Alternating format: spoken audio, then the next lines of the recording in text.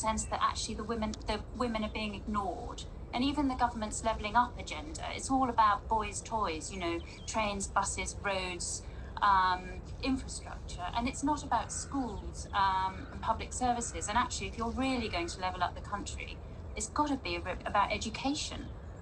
Is this a win for Labour, or are they being picked, or is it being picked as just the only other alternative? Does one translate to the other? Yeah, I think it's a really interesting question, because a loss of support for the Conservatives doesn't necessarily mean an increase in support for Labour. But at the moment, the women seem to be switching to Labour, and certainly the difference in the views of the leaders, Boris Johnson as opposed to Keir Starmer, among women, they seem to be moving quite rapidly, losing faith in the Prime Minister personally.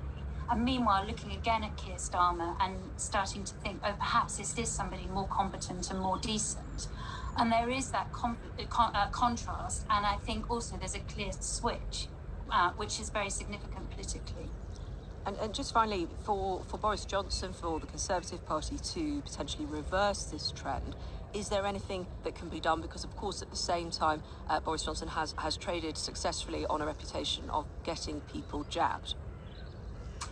Yeah, I think it's actually quite difficult for him to do anything, because I think once a perception has stuck about someone's character, it's really quite hard to change it. But I think he could do some practical things, for the issues of concern to him, and perhaps around education or around women's safety.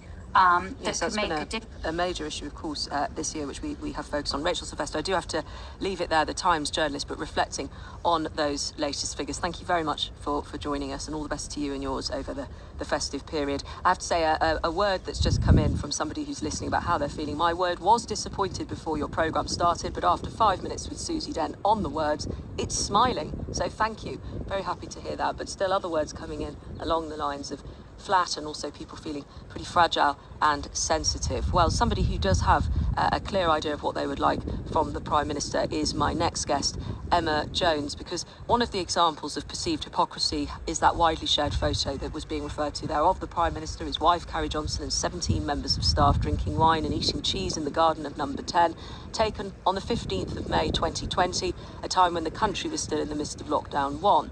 A spokesperson for the Prime Minister has said it was a work meeting and it was common during the summer months, quote. Emma Jones is one of the many people who has lost a loved one during the pandemic, and she wasn't able to hold a proper funeral or see friends and family. Her 18-year-old daughter, Ruby, died